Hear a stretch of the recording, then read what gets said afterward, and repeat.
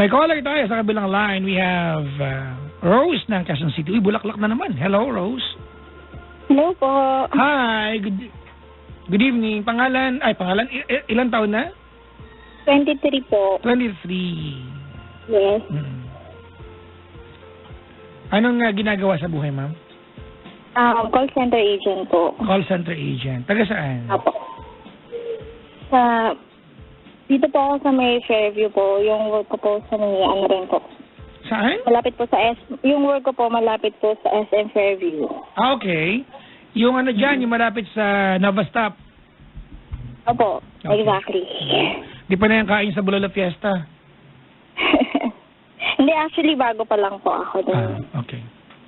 Hindi ako masyadong familiar. Ate, may radyong bukas ba? Wala po. Wala. Naka-headset, naka-earphone? Hindi rin po. Naka-bra?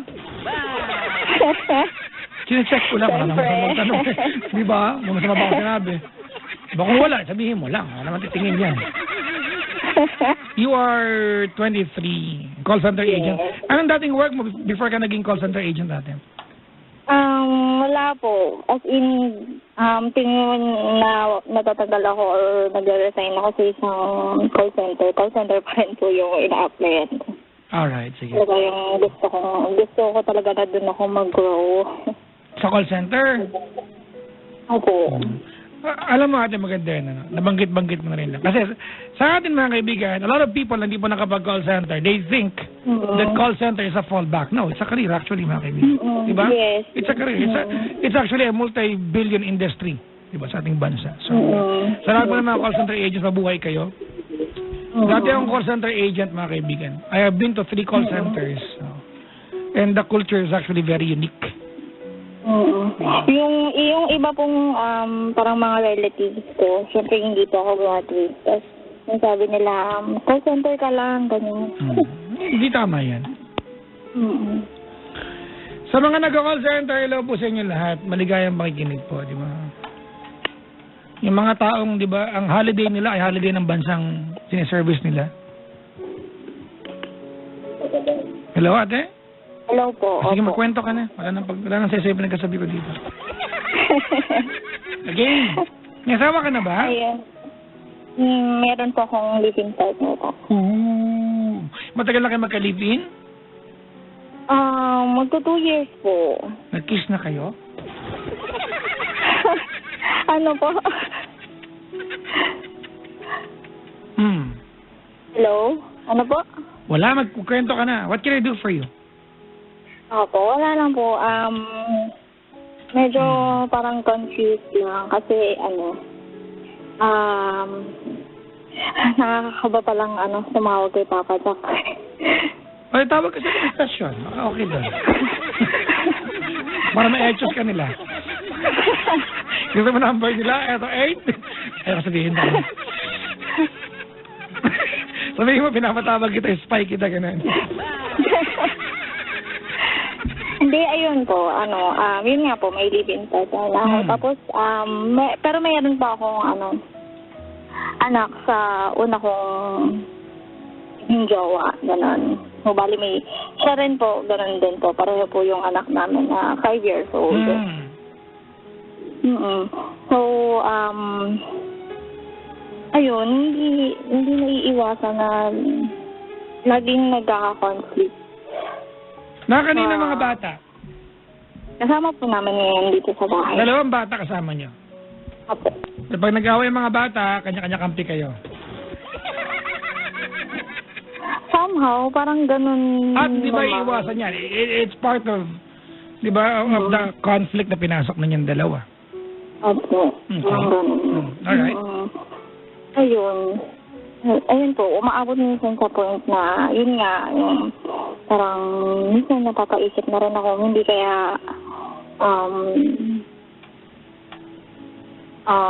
nagtsatsaga na lang, ganun. Minsan may ganun pong factor na akong may isip. Yung katulad ng last time, parang nag-away po kami. Tapos, yun nga po, abutin sa mga bata. Yun, minsan, hindi ko naiiwasang magkaroon ng doubt na hindi kaya lang kami magkasama kasi para sa mga bata, ganun. Okay, Hindi that's weird. nagiging full yung trust. Wait lang, kaya kayo magkasama dahil sa mga bata. Bakit para sa mga bata? Yung mga bata hindi na magkapatid na totoo. Opo. Yun nga po. Yung minsan may conflict nga po kasi yung dito po sa anak ko,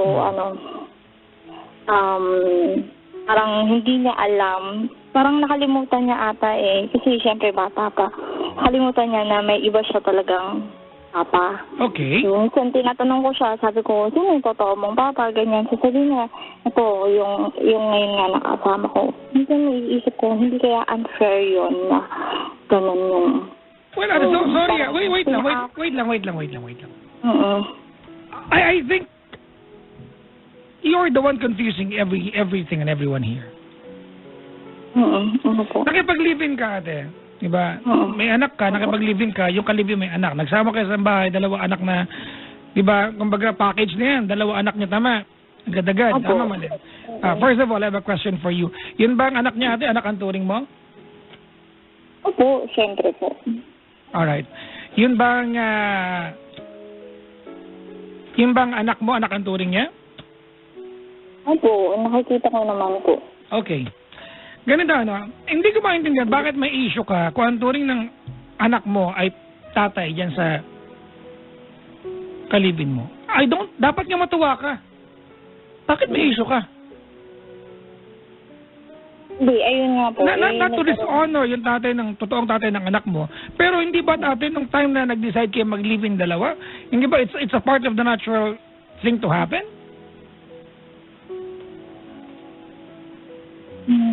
Opo.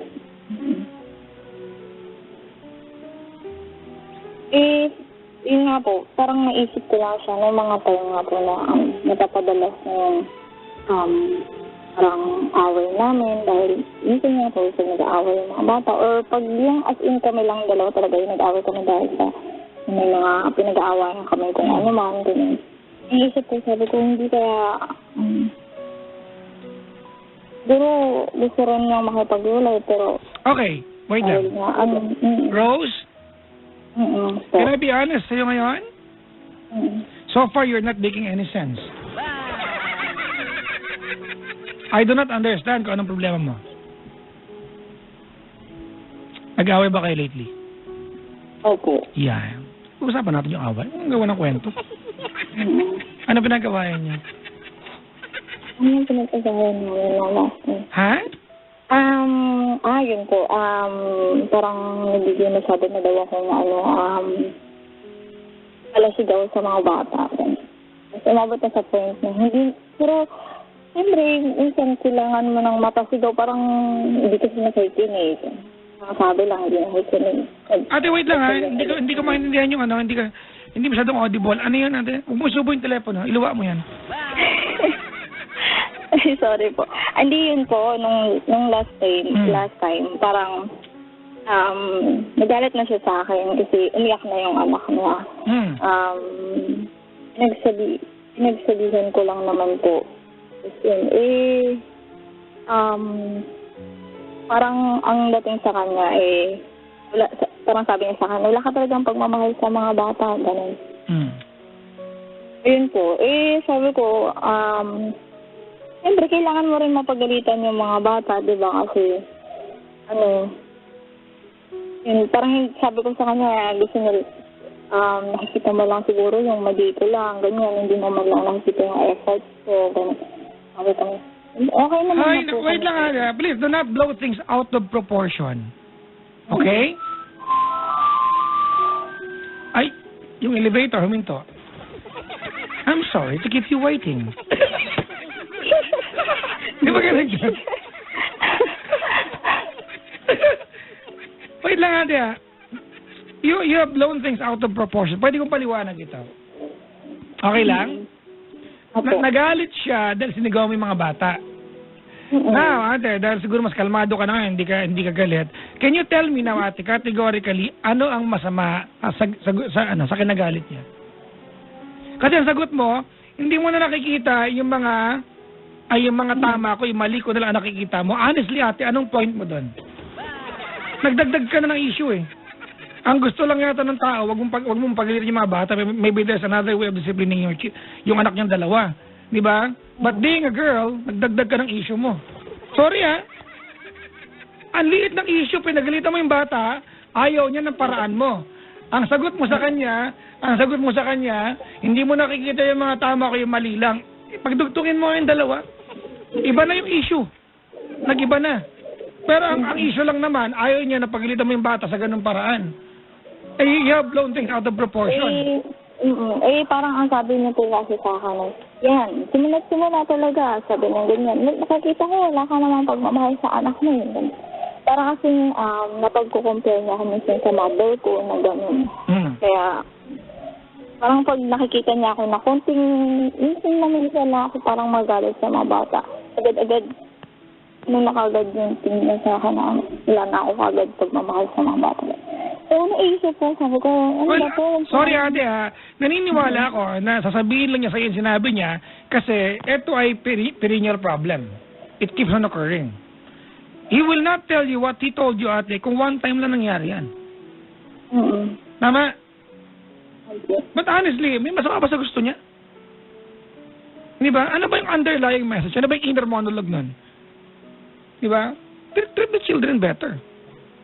I mean, pasensya ka na ate. I'm not supposed to meddle with your parenting style kasi style mo yan eh. If you give your children tough love ate, sino ba ako para makialam mga anak niyo yan? But then again, let's remember na hindi mo lang anak yan, anak niyong dalawa yan ate. Maybe you have to be at least more compassionate, di ba, sa paraan na mas welcoming sa kanya. Hindi lang maganda yung mga kaibigan yung ganyan, yung magdadagdag kayo ng ibang issue. Walang masabi niya.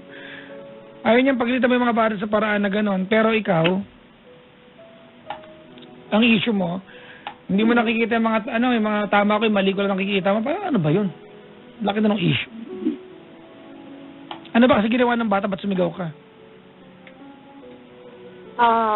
Malapit na po kasi silang mag-away. Siyempre, lagi ko po silang kasama. Pag nag-away kasi sila, umaabot na sa point ng sakitan. Ayoko yung may dudugo na naman na balat kasi nagkurutan or something. Ganun. Yun po. Kaya sabi ko, tumigil na kayo. Kaya binigyan ko sila ng punishment. Tinatulog ko sila. Tapos pumunta ako dito sa kabilang bahay. Nagigil na ako. Sabi ko, mag-sleep na kayo dyan. Pinatay ko na yung ilaw. Ganun. Wala po kasi ilaw yung CR namin. So, bakit? Ano bang ginagawa niyo CR? Bakit ayaw ng ilaw? Hindi, po sila po yung switch. Edi, yung nangyari po noon, yung nangyari po noon, nagkasama ako sa kanya, pero nasasala lang siya. Sabi ko, sumama muna ako dito kasi takot ako sa madilim. Maya, parang ang hihingi sa kloro yung dalawang bata na suman mo kami doon sa kabila. Parang siguro naglalambing na sama na silang mag-sleep. Di nagsalita ako habang sa CR kasi narinig ko tumayo silang dalawa. Kumbaga may punishment nga sila na mag-sleep na sila agad. Sabi ko, di ba sabi ko sa inyo mag-sleep na kayo? Huwag niyo tawagan si Papa. So yun na nga po, nangyari. Umiyak po yung girl, yung mga kanyang anak.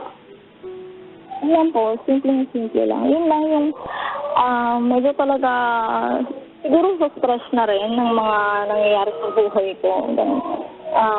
Pag napagsalitaan ako ng masakit, yun lang, siguro grabe yung masakit lang talaga. Alright, ganito na tayo. Okay. Honestly ate, hindi yan ang pinakamalaking issue mo dito. Ang pinakamalaking issue mo kanina ay yung nagsasama na lang ba kami kasi may mga kompromiso kami sa buhay. Tama? Are you contemplating Rose na makipaghiwalay na? O baka galit ka lang ngayon? Kasi kung galit ka lang ngayon ate, kung galit ka lang ngayon and it's a part of the option makipaghiwalay, I can tell you right away you're just being a girl. No offense sa inyong mga babae, ha? No offense. But this is you being a girl. Ba? Hindi ko naman... Kaya maghiwalay tayo. Mag-i-impake na ako. Gusto ako dito. Diba? Magandala ka ng malaking maleta, ang bagal niyo umalis. pag naghihiwalay po kami, siya po yung lagi pong nag-i-initiate, naghihiwalay. Siya po yung nag-i-impake actually kasi bahay namin. Okay. So, are you seriously considering the fact that you want to at least live a separate life from him? Do you now believe that being under the same roof, di ba, was not a wise decision? And that you are better off living separately? Ganun ba yun? Hindi naman.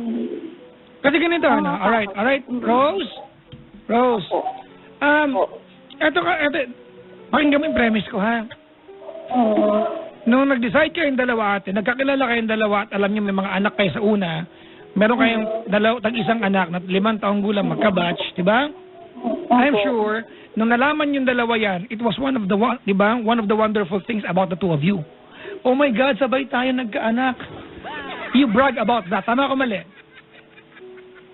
Actually po, magkababata nga po kami. Parang hindi nga po namin akalain na magiging kami din. Actually, nagkaanak po kami. Kaya lang yun po, nawala. Alright. No, you're not listening to to what I'm telling you. Sinasabi ko sa natin, ganito. Noong time na nagkakilala kayo, o nagkita kayo, na may anak na kayo, magkababata man kayo, at nalaman nyo meron kayong anak. Isang anak ng 5 taong gulang at hiwalay kayo parehas. You were both single parents ate. Isa yan sa mga bagay na cute sa inyo kasi parang magkatugma kayo. Tama? I'm sure you bragged about that. Ko rin po. Exactly the point. Diba? When the two of you decided na magsama sa iisang bahay ate, I am sure you knew there will be conflicts along the way. But I'm sure, ate, though I wasn't there, that you told yourself and maybe nag-usap kayo na ano man ang conflict, di ba, dun sa komplikadong buhay na nagsama kayong dalawa, you will be brave enough and compassionate enough and understanding enough na intindihin nyo. Kasi komplikado na talaga, as it is eh. Kung magulo kayo ngayon, magtataka ba tayo, magulo kayo nagsama eh. Tama? Opo. Magulo ngayon. Ba't nagreklamo ka? Alam mo, from the very beginning, alam mo to. Di ba? Walang pinagkaiba na. Di ba, nakipag-away kapag nasapak, huwag ka magulat. Makipag-away ka eh. Ayaw pala masapaktan ha. Naligo ka sa banyo. Ganun kasi yan. Di ba? May mga kompromiso kayo. May mga kompromiso kayo sa buhay. Ngayon natin, wala namang masama sa inireklamo niya sa'yo. I am not telling you mali ka. I'm not telling you mali siya. But there has to be a common ground. Because if you want him to respect yung parenting style mo, tandaan mo, magulang din siya na isa sa mga batang yan. You have to find common ground. Opo. Tsaka huwag ka magdagdag ng issue. Hindi tama yan. Alam mo dyan, magugulo ng kwenta, nagdagdag ka ng issue. Hindi po. Kasi siguro kailangan ko rin sampali. Kailangan din ako magsampal ng katotohanan talaga. Bakit ng katotohanan? Pwede namang sampalin talaga kita. Halika na rito. Gusto mo pala masampal lang. Halika rito. Huwag ng katotohanan. Sampalin na talaga kita. Bakit pa? Masakit po yun. Ayoko po. Masakit talaga. Sampalin kita eh. Ang gamit ko alpombra. Alam niyo ba alpombra? Yung tsinelas na kahit kaliwat ka na pwede mo suotin. Na pag naglakad ka tumatama, pag naglakad ka sa basa, marami kang putik sa likuran mo kasi tumalsik lahat. Alpombra. Matibay pa yan sa paros ng kabayo. Alpombra.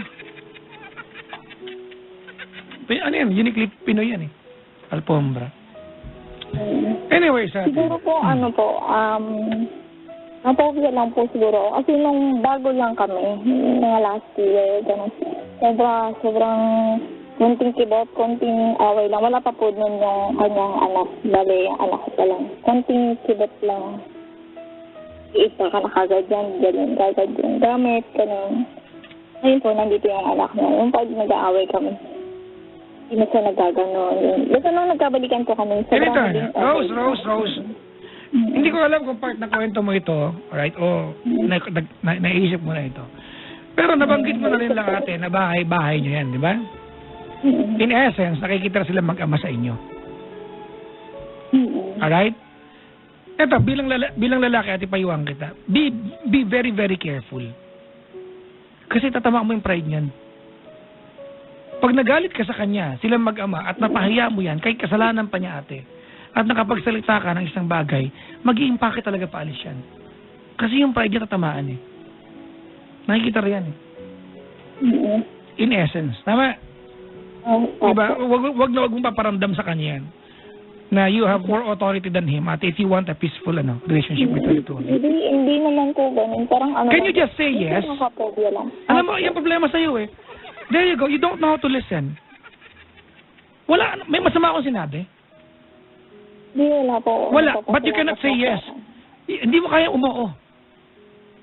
Sampalin talaga kaya kita. Alam mo, yun yung mga typical na taong hindi marunong makinig. I honestly did not say anything wrong. And I did not hear a yes from you. But you called my show.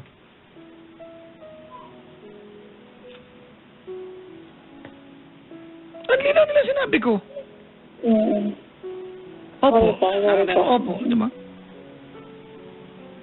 I mean, if you call the show, Rose, to dignify yourself, ate, I am not the right person to talk to. Tawag ka sa ibang stasyon. Bulahin ka nila. Nuwala ka sa akin. You want sugar-coated advice? Call other stations.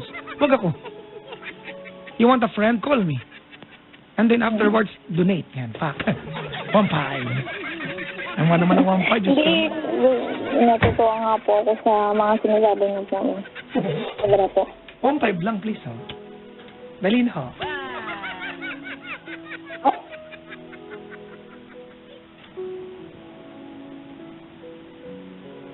Hello? Hello?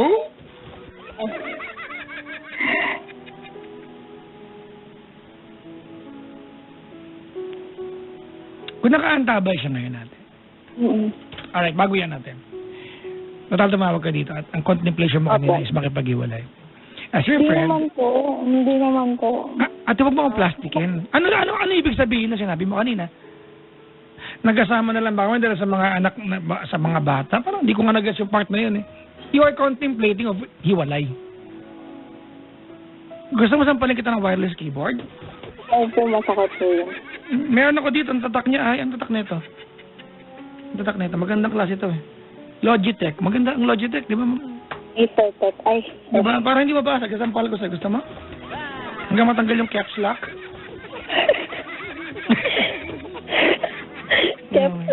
Caps lock, ano ba? Pwede ka caps lock kung gusto niya medyo Pinoy yung datingan. Naman ako lang kay Chico Loco yung salitang yan. May magbintangan. Then. Alright. You are contemplating, ate, whether tama o mali ang pag-asama ninyo. Inesa sa atin, di ba? Kasi sa contemplation na maghiwalay kayo. Tama. At nangyayari na nag-iimpake niya sa gamit. Alright, ganito Rose? Alright. As your friend, ate, I would really advise to you, ate, if a problem is a petty problem, ate, huwag mong palakihin. Like right now, you called my show, ate, and made it sound na sobrang laki ng problema ninyo. Nag-away lang kayo dahil simpleng away lang ito. And here you are contemplating of hiwalay. Parang hindi ata. It does not, bago kita hingan ng mensahe, your concerns, ate, yung complaints mo about sa inyong dalawa, and not tell you, ikaw tama, siya ang tama, ikaw mali, siya ang mali, no, I'm not. But your concerns, ate, sa relasyon ninyo does not merit para maisip o maghiwalay kayo. Napakaliit na bagay naman. Of all the sacrifices, ate, na ginawa mo sa relasyon na ito, di ba? Of all the efforts, di ba? Of all the struggles, ate, of all the people against, di ba? Sa mga, sa pagkasama ninyong dalawa. Sa lahat ng mga nagtaas ng kilay. Sa lahat ng mga kalas nyo, high school na nagulat na naging kayo. Simpleng ganito, maghihiwalay kayo. Parang wala yata hustisya ang pag-ibig. Di ba? Can you please give love a fighting chance? Hayop! Hayop yan, oh! Alright, I want a message from you for him. Ang pangalan niya? Sabihin ko po yung totoong pangalan. Gusto mo ate, employee ID number. Hanapin ko na lang. De, first name lang naman. First name. Ano po? Si Jessie po. Ano na? Jessie. Jessie. Opo. Your message for Jessie. Yeah. Naiiyak ako na hindi sa maintindihan. Thank you. Thank you. Saka sorry rin. Sorry rin kasi pero nagiging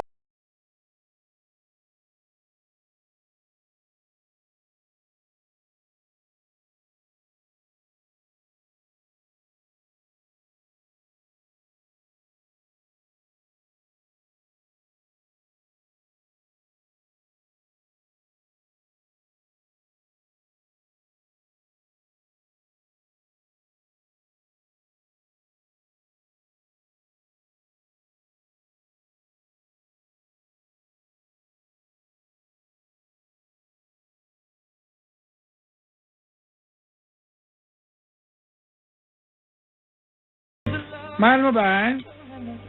Opo, sobra po. Hindi po kasi naiiyakan minsan magsabi. Ano na? Ano yan? Naiiyakan minsan magsabi. Na? Ano ko siya, sobra. Naiyak ka magsabi sa kanya na mahal mo siya. Pero Para kang tanga. 100%. Sorry Hindi ko lang mag-gets yung part na yun. Naiyak ka sabihin sa kanya mahal mo siya. Hindi dito lang po sa show. Naiiyakan niya. Akala ko. Ito. Alam naman yun.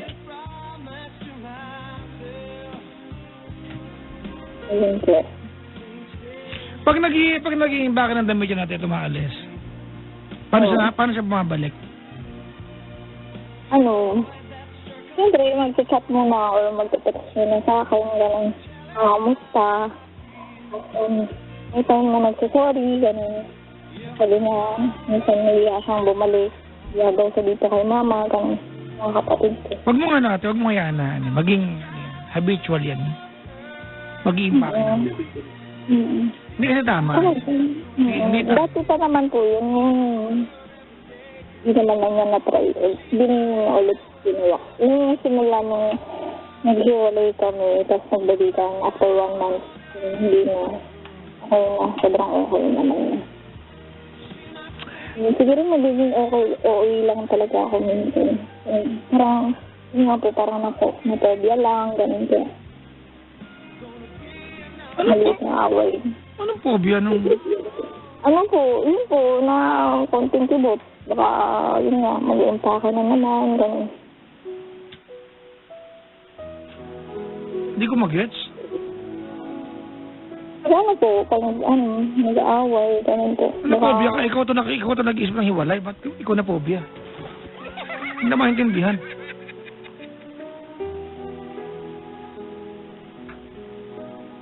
Diba? Pag gagawin mo lagi yan sa kalibin mo ate, na ililigaw mo yung away, lalaki ang away. Ito ate, bigyan kita ng clue ha. Ano alam nyo? Mga lalaki, tanga kayo makipag-away. Madali nyo kami lituhin. Diba? At minsan, pag nilito kami, hindi namin alam, we have no ability, we don't have, mga kaibigan, a flawless ability to word out properly our emotions. Hindi namin kaya. Magkakamali kami lang sabihin sa inyo. Kaya karamihan ng mga lalaki, pag nag-aaway sila mag-jowa, mag-walk out siya, mag-text na mahaba.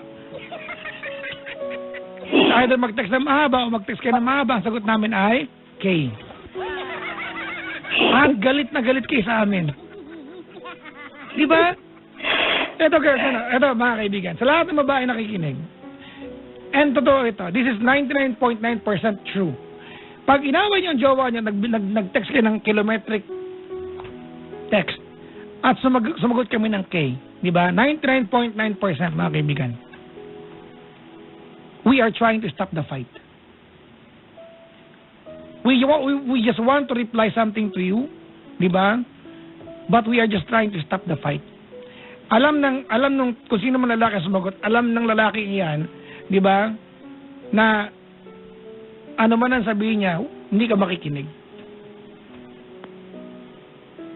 So, ang problema, pag sumagot ang lalaki ng K sa inyo ng text, lalo kayo magwawala talaga.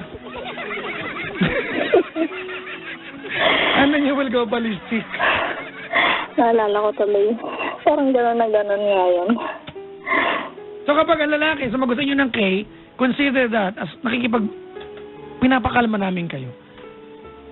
Ayaw namin, Diyos ko naman. Parang nakakainis naman po yun.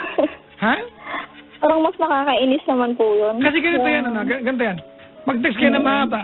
Mag-text kami na mahaba. Mag-text kayo na mahaba. Kailan matatapos yan? Diba? If you talk, and I talk, and whatever I tell you will give you the chance to talk back. And we will talk back, and you talk back, and we reply, and you talk back, and we respond again. We are losing each other. Tama? We are losing each other. So a lot of men would... Tsaka ang lalaki hindi magaling talaga makipag-away. Di ba? May mga lalaki, mga kaibigan, na pag inaaway nyo, tawanan lang kayo. Not to disrespect you. Di ba? Siguro, method na lang yan. Congrats sa mga lalaki na master na yan. Ano yan eh, kumbaga, sorry pero at some point, hindi ko alam kung palalo bang sabihin kung disability yan ang relasyon. But it's what makes the relationship, mga kaibigan, colorful. Di ba? Pag nag-away kayo, binuhangaan mo, nag-away kayo passionately, what comes next? Di ba? You make up and make love passionately. Sa mga mag-asawa. Totoo yan, mga kaibigan, every time you fight passionately, di ba, what comes after that is, di ba, I love making it so passionate. Magtanong kayo sa may mga kaibigan ba kayo, makilala mga kaibigan na itong magjawang to, walang ipagpapatayo na sa away. Hindi naghihiwalay. What's their secret? Bakit sila nakapagbati? They have romance, mga kaibigan. Di ba? Kayo ba, ate, you make love passionately? Siyempre. Parang siya, totoo ba? Depende, pero hindi man po kami Ha? Hindi kami active masyado sa gano'n. Talaga? Yeah. Gusto ko sana magsabi ng bakit, pero wag na. Inyo na yan. Hindi, syempre, nagkakontrol kasi dalawa na sakto na muna to. Tapos na. Yun. Hirap yung buhay. Ano na? Mahirap po yung buhay. Make love lang, hindi sila buntising ka. Ano po? Hindi ko sila buntising ka, ate. Make love lang tinatanong ko, hindi make babies. Ano ba? Okay. Layo. Kasi, siyempre, baka So, kahit naman gawin nyo araw-araw kung safe kayo, di ba? Sorry mga kaibigan, magkalibing kayo. So, yan ang premise ko sa inyo. But anyway, so, kahit naman gawin nyo lang yung once in every 3 months, kung matsambahan ka, Diyos ko. Grabe naman. Nagputagal. Kung napaka-ipokrita mo. Oo. Pahala ka doon ka. Go to your room. Anyways, thank you for calling the show, ate. Thank you, Rain. Thank you. Ano pangalan niya? Rose po. Ano na? Rose. Hindi siya. Ano pangalan niya? Gilbert? Jessie. Jessie. Si Gilbert. Si Gilbert. May ex ka bang Gilbert? Wala po. Wala nga po ang tawalang Gilbert. Baka may ex akong Gilbert. Ako kaya. Baka may ex kong Gilbert. Anyways, thank you very much for calling the show, ate. Thank you. Maliit na huwag niyong malakihin, ha? Maraming salamat. Thank you, thank you. Opo. Alright. That was our caller, mga kaibigan.